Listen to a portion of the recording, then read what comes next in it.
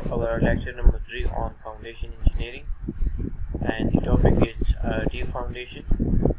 So what is the deep foundation?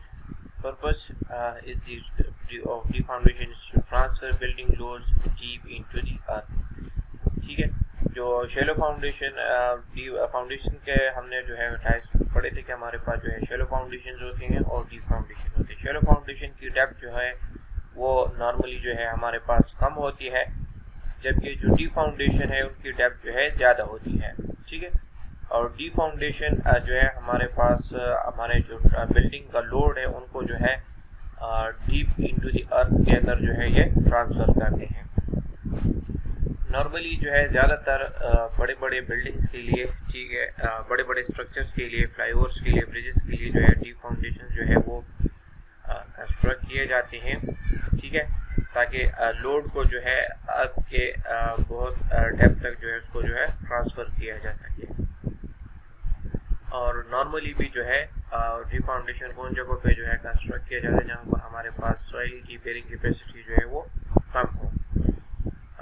Basic जो है types होती हैं हमारे पास ड्रिल्ड एंड पोर्ड होती हैं और ड्रिवन होती है। ड्रिल्ड और पोर्ड से मुराद ये है कि हम जो है एक्सकेवेशन करते हैं, ठीक है, और इनके अंदर जो है हम कंक्रीट मटेरियल जो है डालते हैं, या फिगर में भी देख सकते हैं।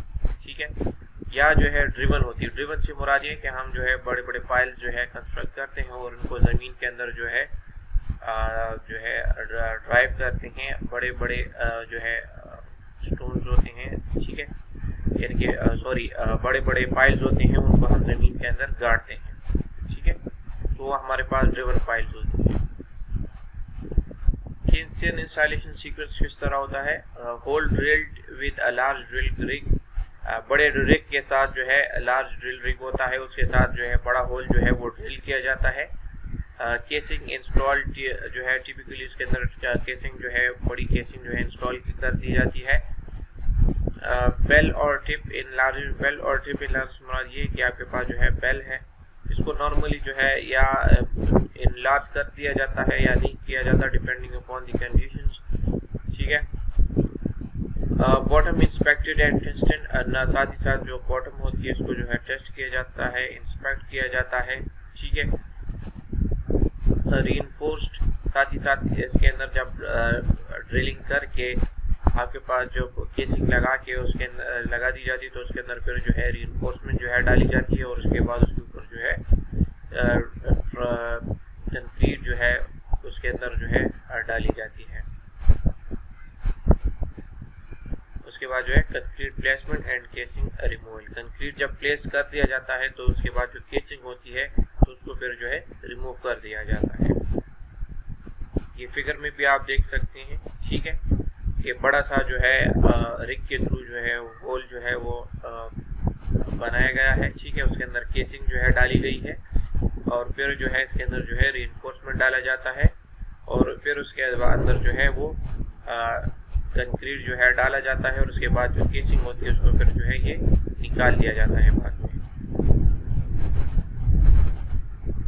ये आपके पास जो है रिग मशीन जो है आपको नज़र आ रहा है। इस रिग मशीन के थ्रू जो है गाड़ा जो है वो खोदा जाता है। ये आपके पास उसका जो है स्क्रू है, ये स्क्रू जो है अंदर घूमता है और ये जो है अंदर खोदा जाता है और मटेरियल जो है इसके थ्रू जो है बाहर निकाला जाता है।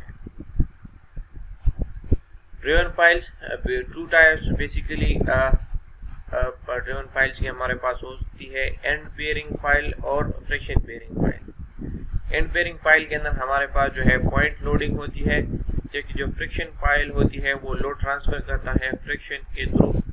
ठीक है, इनके जो आपके पास जो ज़मीन है का जो सॉइल है और जो पाइल है उसके जो फ्रिक्शन होती है तो उस फ्रिक्शन के थ्रू जो है ये लोड को ट्रांसफ़र करता है। जबकि एंड बेयरिंग के थ्रू जो एंड पॉइंट होता है तो उस एंड पॉइंट के थ्रू जो है आपके पास लोड ट्रांसफ़र होता है।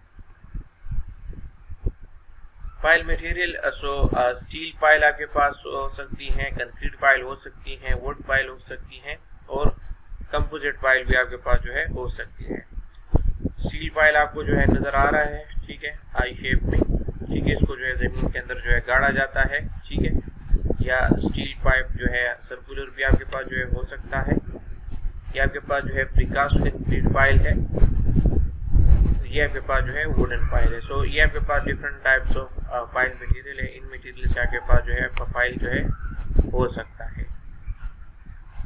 ये आपके पास आप देख रहे हैं क्या स्टील पाइल जो है जमीन के अंदर जो है गाड़े गए हैं। Precast concrete piles, precast concrete pile जो है वो बड़े बड़े जो है बनाए जाते हैं साइड के ऊपर, और फिर इनको जो है जमीन के अंदर जो है फोर्सफुली के अंदर जो है उसको जमीन के अंदर जो है गाड़ा जाता है। ये आप देख सकते हैं, ठीक है। ये आपके पास जो है केस्ट पाइल है और ये आपके पास जो है अनकेस्ट पाइल है। केस्ट पाइल से मुराद ये कि जब होल कर दिया जाता है, ठीक है, पाइल के लिए, तो उसके अंदर जो है केसिंग लगाई जाती है, ठीक है, और जब कंक्रीटिंग हो जाती है तो फिर इस केसिंग को जो है फिर जो है रिमूव कर दिया जाता है। स्टेप बाय स्टेप इसको जो है रिमूव किया जाता है। और अनकेस्ड पाइल के केस में आपके पास जो है केसिंग नहीं लगाई जाती, डायरेक्टली जो है होल करके उसके अंदर जो है जो स्टील होती है, रिइंफोर्समेंट होती है, वो लगा के उसके अंदर जो है फ्रमी के जरिए जो है कंक्रीट डाला जाता है। Factors affecting choice of foundation, ठीक है, कौन कौन से फैक्टर्स हैं जिनको आपने जो है आपके फाउंडेशन की चॉइस को वो अफेक्ट कर सकती हैं। तो उसमें जो है दी टाइप ऑफ कंस्ट्रक्शन है कि किस टाइप ऑफ की कंस्ट्रक्शन आप कर रहे हैं, ठीक है, तो उस कंस्ट्रक्शन के हिसाब से भी जो है आपके पास जो है आपके चॉइस ऑफ फाउंडेशन के ऊपर जो है डिपेंड करता है। मैग्नीट्यूड ऑफ लोड कितना है, ज़्यादा है, कम है, ड्रेनेज कंडीशन क्या है साइट के ऊपर, feasibility in terms of available skill labour and cost आपके पास मौजूद है, स्किल लेबर आपके पास और स्पेसिफिक फाउंडेशन आपके पास मौजूद है, आया फिजिबल है, type of bearing capacity of soil की बेयरिंग कैपेसिटी कितनी है, और जिस फाउंडेशन को आप यूज़ करना चाहते हैं आया वो सॉइल उसको सपोर्ट कर सकता है, सॉइल की बेयरिंग कैपेसिटी इतनी है कि उसको सपोर्ट कर सके, seismic hazard and vulnerability of site to earthquake, और आपका जो साइट है वो कितना सीस्मिक हैजर्ड है, उसकी वल्नरेबिलिटी टुवर्ड्स अर्थक्वेक कितनी है। तो इन सारे जो है फैक्टर्स को आपने दिमाग में रखकर आपने अपने जो फाउंडेशन को जो है सेलेक्ट करना होता है। Construction of foundation consist upon the following activities. Following activities के ऊपर आपका जो कंस्ट्रक्शन ऑफ फाउंडेशन है वो कंसिस्ट होता है। उसके अंदर आपने सबसे पहले जो है साइट प्रिपरेशन करनी होती है, उसके बाद लेआउट करना होता है, लेआउट के बाद आपने एक्सकेवेशन करनी होती है, उसके बाद आपने पोर फुटिंग करनी होती है, pour slab on grade and then pour concrete foundations wall. So ये आपकी जो है स्टेप बाय स्टेप कंस्ट्रक्शन है फाउंडेशन की।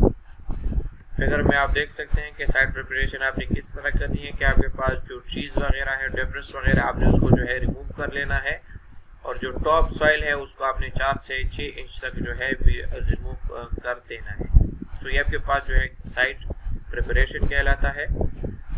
उसके बाद साइट लेआउट आपने करना है। साइट लेआउट में आपने जो है डिफाइन करनी होती है बाउंड्रीज बाय यूजिंग चॉक और पाउडर। चाक या पाउडर के जरिए आपने जो है डिफरेंट जो है बाउंड्रीज जो है वो आपने डिफाइन करनी है कि यहाँ पर आपका जो है लिमिट तक, यहाँ तक आपका लिमिट है, यहाँ तक आपकी बाउंड्री है। Layout building parameters, establish building corners and building parameter. Layout आपने उसकी करनी है बिल्डिंग पैरामीटर्स की कि कितने लेंथ की वॉल की लेंथ कितनी होगी, ठीक है, कौन से वॉल की कितनी लेंथ होगी, ठीक है। आपने बिल्डिंग के कॉर्नर्स को एस्टेब्लिश किया, आपके पास कौन कौन से कॉर्नर्स होंगे, कहाँ कहाँ पर आएंगे, और उसके जो है डिफरेंट पैरामीटर्स आपके कितने होंगे। यूज सर्वेइंग इंस्ट्रूमेंट, और इसको करने के लिए आपने जो है लेआउट को करने के लिए सर्वे इंस्ट्रूमेंट जो है यूज करना होगा, या आपने जो है जो सर्वेयर है, सर्वेयर के थ्रू आपने जो है लेआउट करना होगा। लेआउट के बाद आपने जो है उसकी एक्सकेवेशन करनी होगी। एक्सकेवेशन में आपने जो है एक्सकेवेट करना होगा foundation along a line created, जो लाइन आपने जो है क्रिएट की है, ठीक है, यहाँ पर साइड लेआउट में, तो उस लाइन के जो है अलोंग आपने जो है एक्सकेवेशन करनी है। Excavate remainder of soil inside perimeter, don't excavate inside soil if soil slab on grade, ठीक है। एक्सकेवेट करना है रिमेंडर सॉइल को इनसाइड द पैरामीटर, और आपने जो है अगर आपके पास जो स्लैब ऑन ग्रेड है, ठीक है, तो उस केस में आपने जो है सॉइल को एक्सकेवेट नहीं करना। If deep foundation taper edges to prevent collapse, अगर आपके पास जो है डीप फाउंडेशन है तो उस केस में आपने जो एजेस है उनको टेपर कर लेना है ताकि आप कोलैप्स को जो है वो प्रिवेंट कर सकें।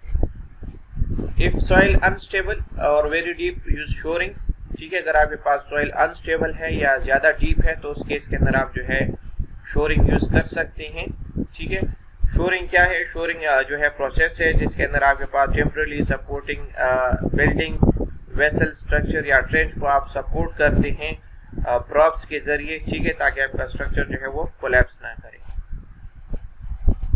उसके बाद आपने जो है पोर फुटिंग करनी है। ठीक है, पोर फुटिंग में आपने जो है क्या क्या करना होगा? कंस्ट्रक्ट फॉर्मवर्क इफ रिक्वायर्ड, अगर आपके पास रिक्वायर्ड है तो आपने जो है फॉर्मवर्क को कंस्ट्रक्ट करना होगा। इंस्टॉल रिइंफोर्समेंट रिबार फॉर फुटिंग, जो फुटिंग के लिए आपने जो रिइंफोर्समेंट है डिज़ाइन के थ्रू आपके पास जितनी क्वांटिटी आती तो वो रिइंफोर्समेंट आपने इंस्टॉल करनी होगी। उसके बाद जो है कंक्रीट को आपने जो फुटिंग के ऊपर पोर कर लेना है और उसको जो है फिनिश कर लेना है।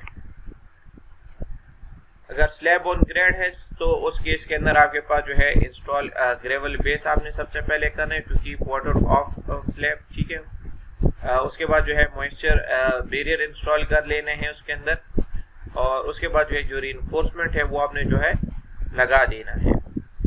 उसके बाद आपने जो है उसके ऊपर जो है कंक्रीट स्लैब जो है कंक्रीट जो है पोर कर लेना है स्लैब के ऊपर और उसको जो है फिनिश कर लेना है। ठीक है, सो इस तरीके से आपने जो है पोर करना है स्लैब ऑन ग्रेड को या कंस्ट्रक्ट करना है स्लैब ऑन ग्रेड को। ये फिगर में आप देख सकते हैं, ठीक है, जो कि ये आपके पास जो है मॉइस्चर बैरियर है, ठीक है, और इसके ऊपर जो है रिइंफोर्समेंट जो है लगाई गई है। पोर कंक्रीट फाउंडेशन वॉल, अगर जब आपके पास ये वाला स्टेप हो जाए स्लैब ऑन ग्रेड पोर और स्लैब ऑन ग्रेड हो जाए तो उसके बाद आप पोर कंक्रीट फाउंडेशन वॉल करेंगे। तो उस केस के अंदर आपके पास जो है सबसे पहले आपने कंस्ट्रक्ट करना होगा फॉर्म वर्क उसके लिए, जिसके अंदर आपके पास जो है लीवीज डोर्स विंडोज के लिए फॉर्म वर्क है।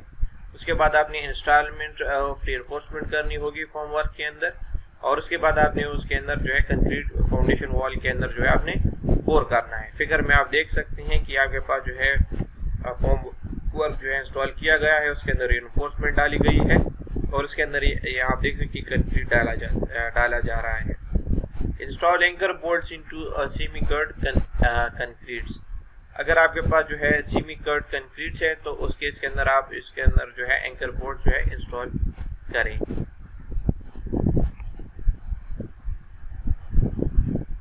पोर concrete foundation wall allow concrete to cure adequately. ठीक है, आपने जो कंक्रीट जो है उसको प्रॉपरली जो है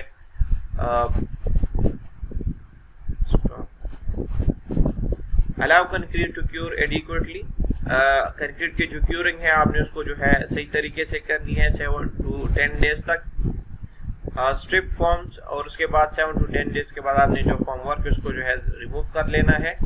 उसके बाद जो है अप्लाई वाटर प्रूफिंग, और उसके बाद आपने उसके ऊपर वाटर प्रूफिंग मटेरियल जो है वो अप्लाई कर लेना है और उसके बाद आपने उसकी बैकफिल कर लेनी है। सो इस तरीके से आपने जो है जो फाउंडेशन वॉल है उनकी कंस्ट्रक्शन करनी है। यहाँ पर आप आज का जो लेक्चर है वो कंप्लीट हो गया है। अगर आप लोगों को कोई क्वेश्चन है तो काइंडली कमेंट्स में